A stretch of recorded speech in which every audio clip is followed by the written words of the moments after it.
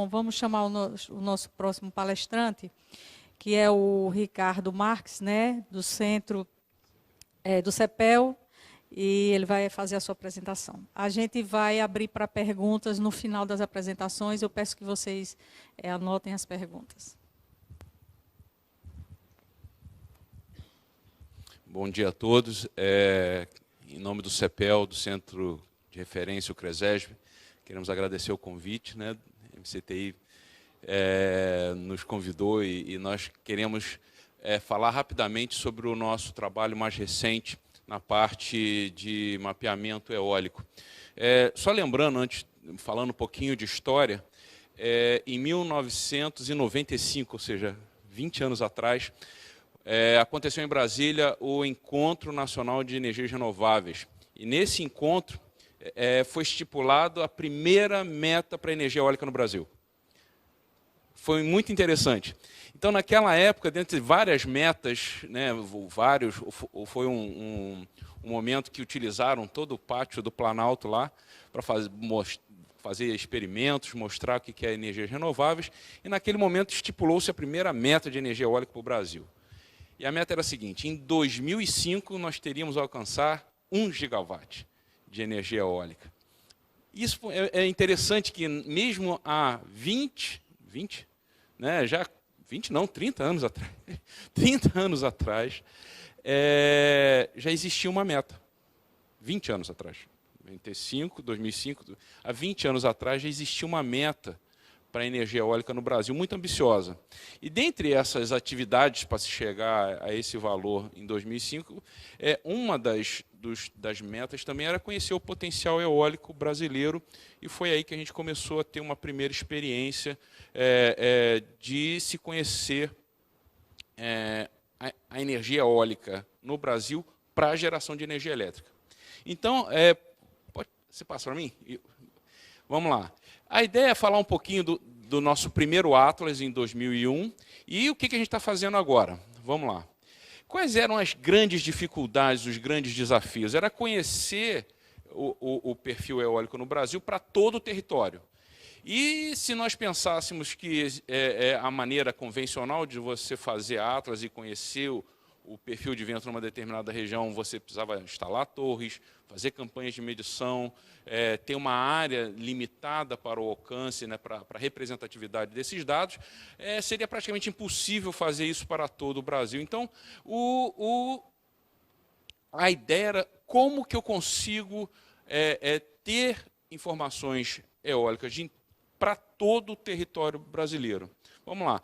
Então, a solução que nós tivemos é o seguinte: olha, vamos utilizar o que os meteorologistas usam para prever o tempo. Ou seja, vamos utilizar modelos matemáticos, modelos climáticos, para fazer essa previsão. Então, então a solução foi utilizar um modelo de mesoescala, não é, com entradas de dados, uma série de dados de entrada, com dados também de rugosidade de terreno, altimetria, e aí então vamos rodar os modelos. Vamos lá. Como é que foi feito o Atlas? O primeiro Atlas em 2001.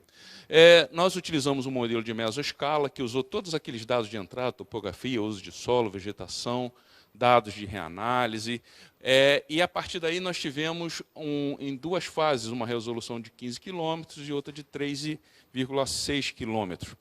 A partir daí usamos uma análise de microescala, onde chegamos a 1 por 1 quilômetro nas melhores áreas. Ou seja, nas áreas como a Amazônia, onde a gente viu que não tinha muito vento, a gente não usou muito esforço computacional para ver os detalhes. Então, ali teve uma resolução um pouquinho menor. E uma coisa importante é que esses dados, depois de processados, eles foram comparados. Eu não vou... todo modelo matemático ele tem problemas, ele tem erros. Eu preciso saber o quanto que esse dado se afastou da minha medição. Ou seja, então, esses dados foram calibrados, os resultados do modelo foram calibrados a partir dos dados medidos. Vamos lá. Então, esse aqui é mais ou menos um esquemático do que foi feito, o passo a passo do Atlas. E aí, então, nós chegamos ao próprio Atlas. Bem, esse aqui é a figura que vocês já viram em algumas apresentações, é o resultado desse trabalho de se conhecer qual é o potencial eólico do Brasil em todo o território nacional. Então, é bem interessante que, depois de pronto, o CEPEL foi lá conferir esse resultado, ou seja, nós fomos a campo, conferir se realmente aquelas informações que estão indicadas ali no mapa estão acontecendo exatamente no mapa. Poxa, Ricardo, mas você foi a campo, você foi com o anemômetro e ficou medindo lá durante um ano para ver se aquilo ali acontece mesmo? Não, a gente não foi fazer isso. Mas existe, depois, quando você trabalha em campo com energia eólica, é muito fácil você olhar para uma determinada região e dizer se lá tem vento ou não. É muito fácil. Alguém aqui já viu uma árvore tortinha? Tortinha, tortinha. Poxa, né? Pau que nasce torto, morre torto. Mas esse aí, quando ele nasce reto e tem vento em cima dele, ele vai se entortando. Então, a natureza ela mostra para a gente muitas coisinhas, muito detalhe, que você olhando, você fala, aqui venta, e aqui venta muito. E o que a gente percebeu? O Atlas acertou em todas? Não, ele não acertou em todas. Mas, poxa, mas e aí? Como é que vocês viram? É muito interessante que quando a gente vai a campo, a gente começa a olhar que todas aquelas manchas estão lá. Pode ser um pouquinho para a esquerda, um pouquinho para a direita, mas elas estão lá. E o que a gente percebeu?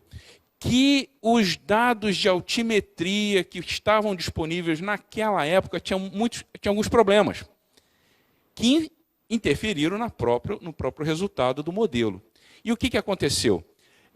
Você tinha a informação, ou seja, o Atlas, a informação está correta, mas provavelmente, se você não chega naquele ponto e não vê aquilo, ele pode estar um pouquinho para a esquerda, um pouquinho para a direita, mas ele está lá.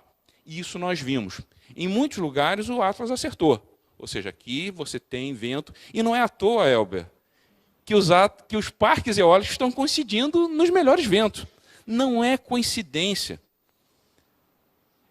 Esses modelos foram aferidos também com dados medidos e nós fomos a campo. Vamos lá. E o que a gente tem um maior orgulho de apresentar desse primeiro Atlas? Os dados estão disponíveis. Poxa, mas séries históricas de 10 em 10 minutos? Não. Aqui são as médias do resultado do Atlas. Então você pode chegar na página do CRESESB, colocar a tua latitude e longitude, e ele vai te devolver quais são as médias anuais, sazonais, os parâmetros de Weibull, e isso é totalmente gratuito. Ou seja, além de você ter o papel, os mapas, o próprio livro disponível em PDF para você fazer download, você também pode olhar qual é o perfil do vento no seu local a 50 metros. Em 2001, o maior aerogel do mundo era de 50 metros. Eu tive a oportunidade de escalar um deles, era assustador. Né? Mas 50 metros. Hoje, a tecnologia ela avançou muito e não é que esse Atlas esteja descartado. Não, não é. Eu preciso saber qual é o potencial em alturas maiores. Poxa, cara, mas é muito fácil. Você pega a lei logaritmo e joga tudo lá para cima. Não é bem assim. Eu preciso refazer o Atlas e preciso também saber como é que é esse potencial numa altura maior. Vamos lá. Qual é o outro orgulho que nós temos desse mapa? Nós disponibilizamos todo o Atlas, as médias anuais e a direção do vento, para você plotar esse Atlas no seu Google Earth. Poxa, isso é muito bom.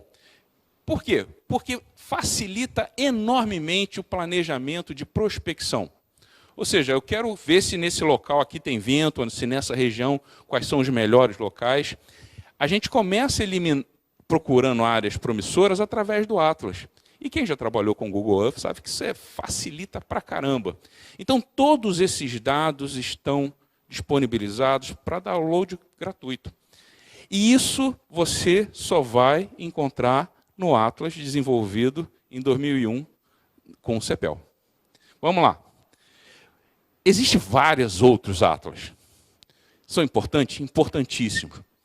mas você fica limitado a ter o Atlas somente em papel.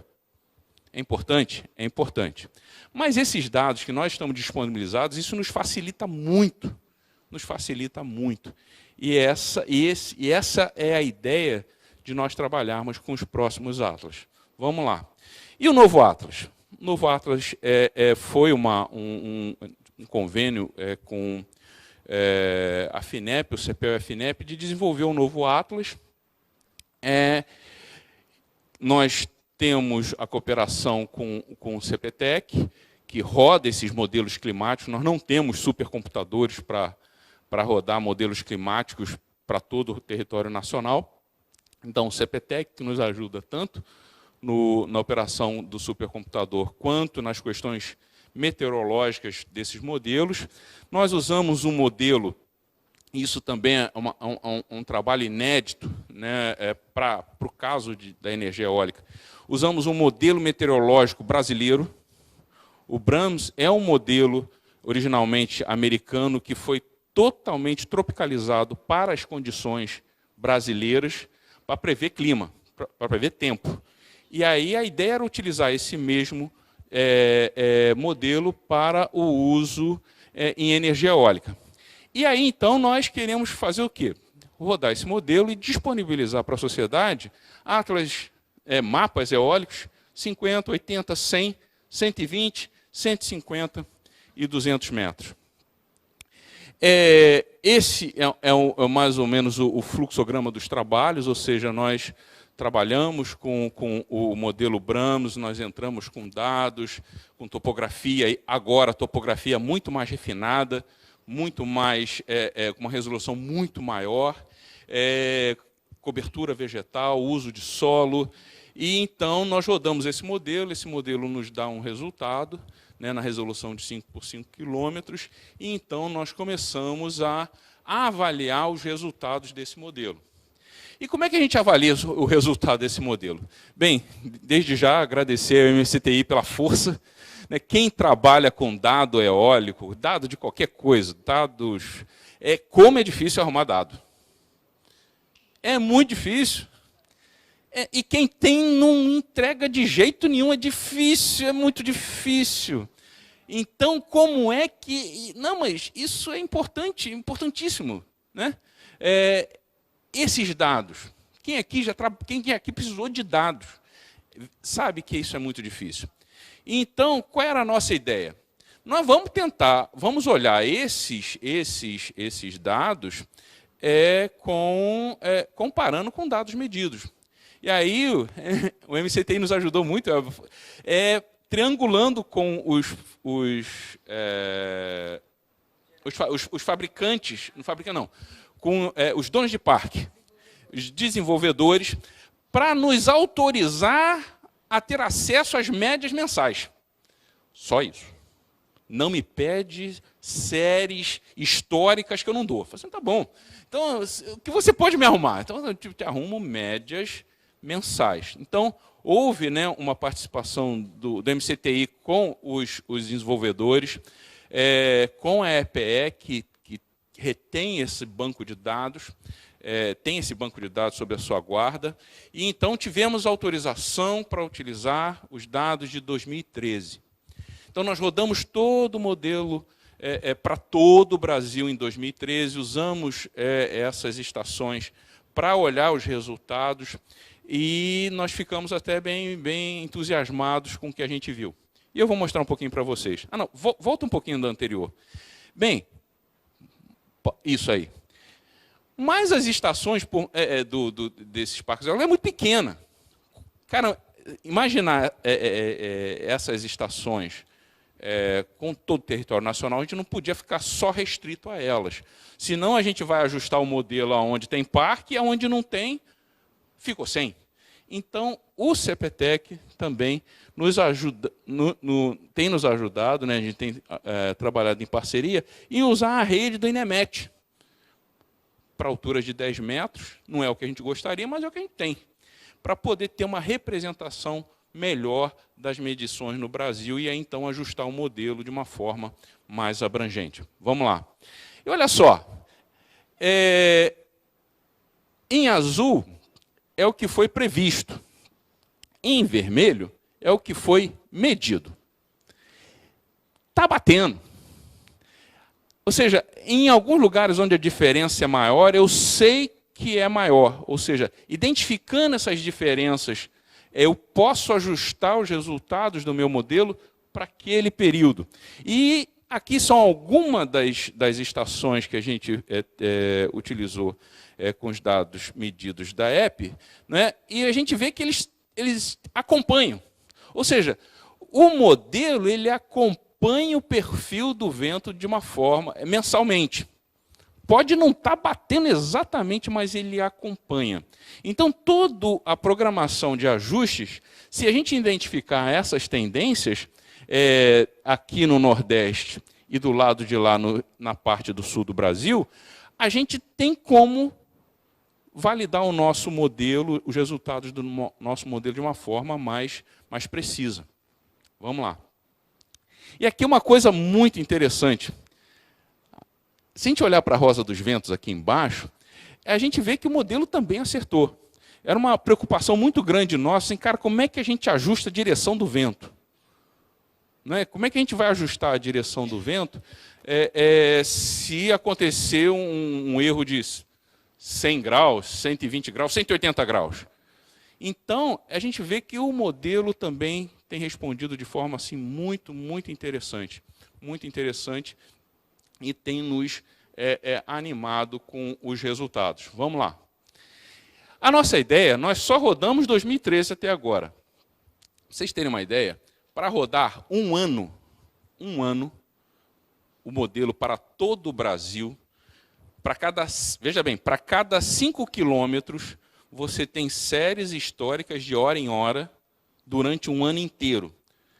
Então, é muito processamento, é muita máquina, só mesmo os supercomputadores do CPTEC, lá no INPE, para poder ajustar isso. E eles levam de 1 mês e meio a 2 meses e meio para rodar o Brasil inteiro. Então, é um esforço muito grande para preparar a máquina, depois para ela ficar trabalhando só para a gente. E, então, é um trabalho muito grande que a gente tem. A nossa ideia é fechar, nós já estamos bem adiantados em 2013, rodar 2011, 2012, 2014 e 2015. Quais são as boas notícias desse nosso trabalho? Nós já temos muitas autorizações para usar os dados de 2014 e 2015. Isso é muito bom. Isso é muito bom. Porque através desses dados a gente vai aferir o modelo. E o que esse Atlas tem? É um esforço muito grande, não é? E o que esse Atlas tem de adicional? Pô, Ricardo, você está rodando um modelo climático e você vai só entregar para a gente o vento? Não. A nossa ideia é entregar o vento, a radiação solar, a temperatura, a pressão. Então, isso tudo, a nossa meta é que, além dos mapas, além do papel, cada um poderá fazer download das séries históricas dos pontos que quiser. Isso é bom? Isso é bom pra caramba. Isso você encontra no mundo? Você não encontra. Em nenhum atlas no mundo você encontra séries históricas sintéticas disponíveis para você fazer download. E aqui no Brasil é muito difícil você conseguir. Então, a nossa ideia com esse trabalho é nós disponibilizarmos para a sociedade algo novo, né, através de uma metodologia nova, que é a disponibilização de dados eólicos para todo o território brasileiro. Tá bom? Eu acho que é isso aí. Obrigado.